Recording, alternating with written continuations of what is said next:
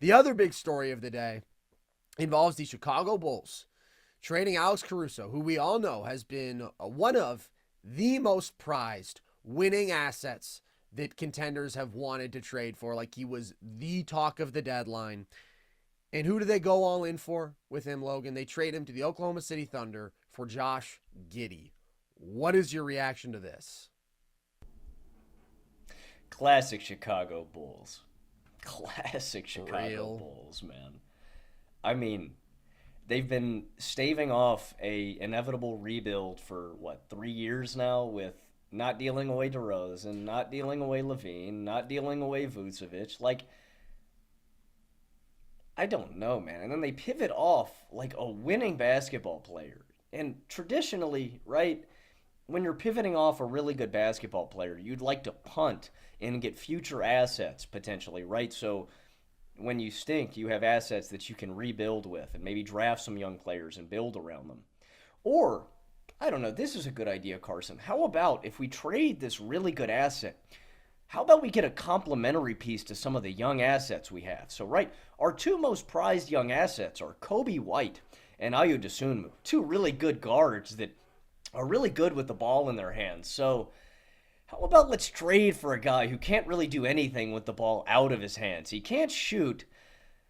I mean, dude, that's just like the crux of this for me, man. Your two best young players are Kobe and Ayo. These should be the guys, in my opinion. If I was the Bulls GM, I would be building around and structuring my rebuild around. So I'd either want to go out and get a center, a front court player, right? Or I'm going to go and get some picks down the line, which reportedly the Bulls turned down an offer of two first-round picks, which I think is a home run for Alex Caruso.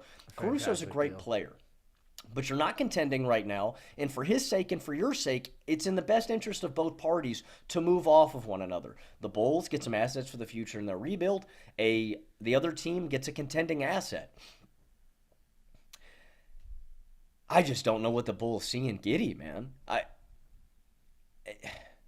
Giddey can grab a rebound. He can sure pass that ball, but he can't score. And again, man, your two youngest assets are guys that are good with the ball in their hands. They complement each other really well. And so they have now got another asset at a position that they already have young talent with that doesn't really complement those guys.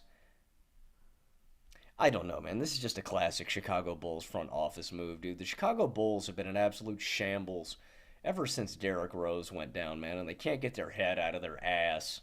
Yeah. Uh, I think this is a really poor move, and I think it is really foolish that they turned down an offer of two first-round picks, man.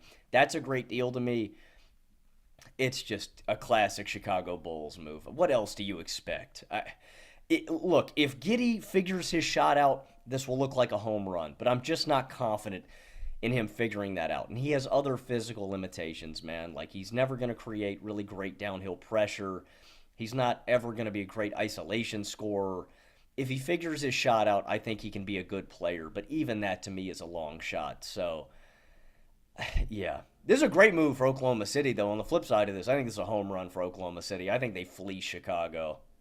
Agreed. I do wonder if there's something in the water with the Chicago's front office, just because, like, for years and years it was Gar Pax, right? It was Gar Forman and John Paxson. These guys are the problem. These guys keep making terrible decisions. And to be fair, they did.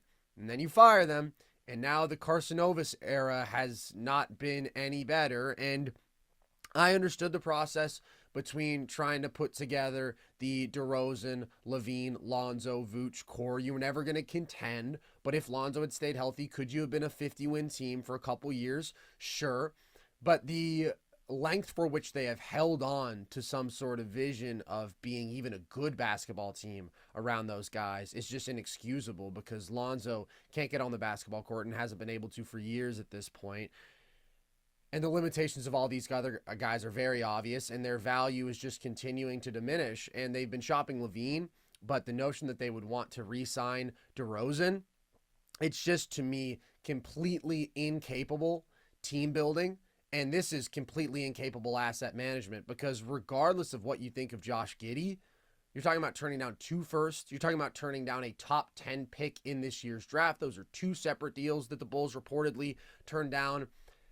That to me is just shocking, because it's not that Josh Giddey is completely without positive traits as a basketball player. Like his feel as a passer, his variety as a passer, what he can do, varying pace from different angles at his size, his creativity. They're like, he's an awesome passer of the basketball. But basically everything else he is going to struggle with offensively, and he's always going to struggle defensively as well. When you talk about the fit, I don't dislike the pure fit so much if they move off of DeRozan, because you talk about Io and Kobe as being good with the ball in their hands, and they are, but they're also very good spot up players, and neither of them are ever going to be your lead ball handler. So if you just want to bring in more aggregate playmaking, more ball handling, like I'm good with that. I think that Josh Giddey is your best pure playmaker here, and he is unequivocally at his best out of pick and roll, right? When he can get a screen and he can make all the reads there. And if he's facing drop, he can get to his floater where he has at least decent touch there. It's much better than having to rely on his catch and shoot jumper or attacking a closeout with his athleticism, finishing at the rim. He's going to struggle significantly in all of those categories. But it's just about my outlook on Josh Giddey as a player, because him playing off ball so much in OKC was not good for him. But I do still struggle to think of the scenario in which it's like we want Josh Giddey to be our lead ball handler. Because even here, it's like you're going to have a healthy split of possessions that are dictated by him, dictated by Kobe, dictated by Io. If DeMar is there, obviously that mucks things up all that much more. And then when Giddey is away from the ball, he really, really struggles to have even an average impact on the game. Like we're talking about teams not guarding him. We're talking about teams roaming off of him and him being completely incapable of making them pay. So that's just where I think is a value proposition.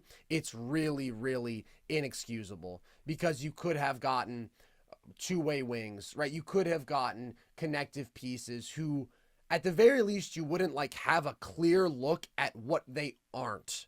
And it's very clear what Josh Giddey is not at this point. And that to me is a high-level starter or a guy who has a clear path to get there. As I always say, it's pretty simple. When a guy really struggles to shoot the basketball, when a guy is a well below average NBA athlete, and when a guy really struggles to defend, he's not going to succeed in the league. You can't point to anybody in that archetype who has all three of those issues and is a good basketball player at this level.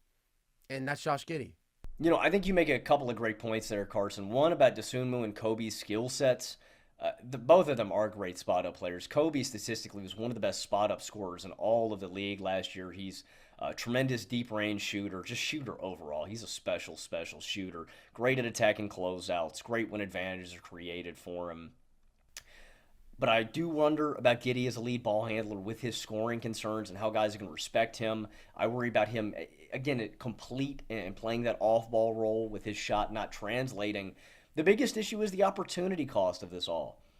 I think Giddey is an asset that you have questions about, especially as a star. And Caruso is such a valuable asset, right? That is the name of the game here. Maximizing our assets. I think the way to maximize Caruso's value is to go get that top 10 pick, is to go and move him for 2 first. Again, man, it's the NBA, man. It's hard to get first round picks. Some team is willing to throw you 2 first. Man, I'm eating that up. You can do a lot with that. I think it's a bad move. I'm happy that Caruso gets out of Chicago. Please, man, let him go play winning basketball somewhere. Yeah. I just question if that's what this seems like, that though, right? Like that Chicago thinks that Giddey is going to be a star. That's the kind of feel that you get from this, right? That he's going to be your number one guy. I don't know why Chicago views him like that, but I feel like that's the only reason that they would turn down those picks to get Giddey. I don't know about a star, but I do think it says to me that they think he's going to be a high-level starter, because Caruso is a high-level starter, and in terms of timeline, absolutely, Giddey makes more sense if they can choose a timeline, because right now they don't have a timeline. They have 2 timelines, and neither of them have a particularly good outlook. But you had the opportunity to, again, get multiple assets with which you could have selected whatever sort of player you want. So clearly they are quite high on Giddey overall, and I would say definitely higher than the consensus around the league. On the flip side of this, though, for OKC, Logan, I love this. I absolutely love this. And Sam Presti just continues to cook as he has been doing for a decade and a half. Caruso is not the biggest need for this team. We know that they are already pretty rich with quality backcourt and wing defenders, versatile guys on both sides of the ball there. But in terms of a value proposition for them, like this is pretty clearly addition by subtraction because Giddey, especially in OKC, we had seen the bottom fall out there. Like there was no reason to bring that guy back for next year. This is an insane get considering what I would have expected them getting back for Giddey. Caruso's a top 3 perimeter defender on the planet, and he is a very versatile offensive player. He fits in with a lot of what OKC wants to do. Loves getting out in the open floor, very effective in transition. They love to play with pace.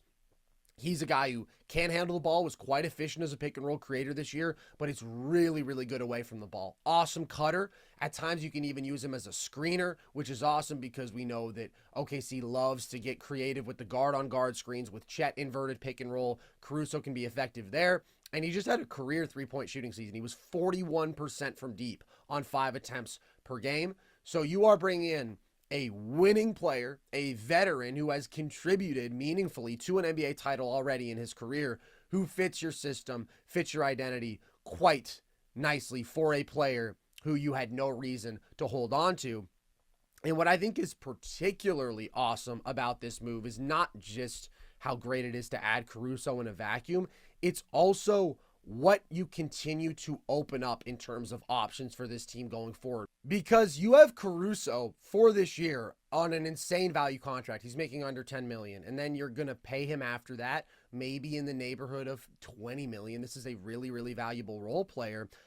But crucially, to me, this makes you so confident in your ability to trade away Lou Dort and lose zero sleep over that. Because he's kind of been the guy who you've seen in all the packages, right? If it's for marketing, just as a matter of making the contracts match up, but you don't just want to lose Lou Dort without a replacement. And he's an awesome point of attack defender. He just had a career 3-point shooting season. You put Caruso in that role, and I think that you are getting really a slight upgrade in that spot. You're not having to ask Aaron Wiggins or Isaiah Joe to take like a real leap up in terms of role. And OKC has still a lot of cap this offseason. They have so many picks. It's disgusting. Really, Logan, there is a strong, strong case that if they handle this offseason correctly and if they make a splashy move, they will be the title frontrunner. And this was just another move that cemented that status and that opportunity for them. And the window's just really starting, man. I mean, they were the 1 seed this past year. It was always clear that they were destined for greatness, but that was ahead of schedule. And now this is another move that puts them on pace to just continue to leap ahead of schedule and maybe really, really start something special over the next handful of years and even more. Word to Jay-Z, public service announcement. If Sam Presti calls your line, hang the phone up, bro. If Danny Ainge calls your line, hang the phone up, man. If Brad Stevens calls your line, hang the phone up, dude. Yeah, like, Sam Presti has made so many good moves for such a long time. I just don't know how guys are... It's the Bulls. Actually, you know what, man? The Bulls are just suckers. The Bulls are just chumps. Like, sorry, Bulls fans. Yeah, I'm sorry. I'm actually sorry for Chicago Bulls fans. Because I don't think any Bulls fan is happy with anything about how the front office has approached the team for so long. And you know what's sad, dude? They don't make changes. Carson Ovis is still there. Billy Donovan is still there. They're maybe going to re-sign DeRozan. It's crazy. The front office also has no incentive to do this because the Bulls have the best fan base in all of basketball. They pack the United Center every single game. They sell that MF out because the Bulls fans love you guys. And you never... Yeah. And look, I'm not saying the Bulls aren't fun, because I tell you what, man, I do quite enjoy watching a Chicago Bulls game. It always seems like it comes down to the wire. They're within 5 points at the end of the basketball game, and I don't know, DeMar and Kobe are going to do some heroics to win it. Like, Bulls games are fun, but as a fan, man, I don't want to just win games. I want to crush the other team, and I want to actually have a chance at winning a title, right? Yeah. The Bulls just... they have no incentive to get better. They're a chicken with their head cut off, man. There's no direction, and it's a slow, slow death.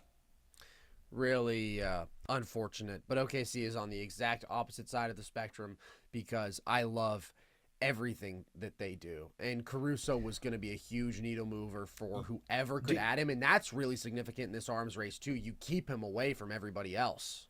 And you talk about trading Dort. I understand why, and I think if you have to bite the bullet to go and get an asset like Laurie Markin, and you do that in a heartbeat just because there's such a level of Yeah. offensive talent upgrade, but I also do like the idea of holding on to him and having, you know, I think about your this is a potential, just second unit. Like if you want all clamps, the versatility with like Kason, Caruso, Lou Dort, there's just you have potential to just have some special lineup combinations, man, come playoff time or throughout the regular season where you've got such great two-way guys throughout the entire lineup. But I But you don't need understand it. all of them. I didn't even mention Kason when I was listing the dudes Hmm. who could step up, and Kason is the best out of those backup guards and wings. I think he's just awesome. But Logan, it's like you can only play so many of those dudes. We're already talking about like Wiggins, Isaiah Joe, Kason. These are dudes who are only playing 15, 20 minutes a night who could obviously be doing more elsewhere. And you still have a clear need, which is you need to upgrade that four spot. You need a big physical forward who can play there. I would be going all in on Markkinen, dude. At this point, I just don't think there's any reason not to. You have everything else in place. If you can add a top 25 player who is basically a perfect fit for you, especially offensively, you maintain all of your principles there. He's one of the best off ball players in the league, one of the best shooting bigs in the league, and defensively he can hang and he can really help you on the glass. If you don't go all in for that dude, when you have more picks than you know what to do with and you have the perfect security plan for moving Dort, do it. Just do it. Do it now. And give Utah an offer that is so ridiculous that they can't refuse it. Because, okay, you'll have to pay Markkinen after this year. You'll have to pay Caruso after this year. But again, they're still in a spot where it's like they have flexibility in terms of cap, and you can win the title this year. Like very, very, very possibly win the title if you make those moves. You might be the front runner going into it. You could easily surpass Boston. Think about how good you were last year without that sort of major upgrade at your biggest position of need. So, OKC, congrats. Job's not finished in terms of building out this roster, but this was another really good step from them.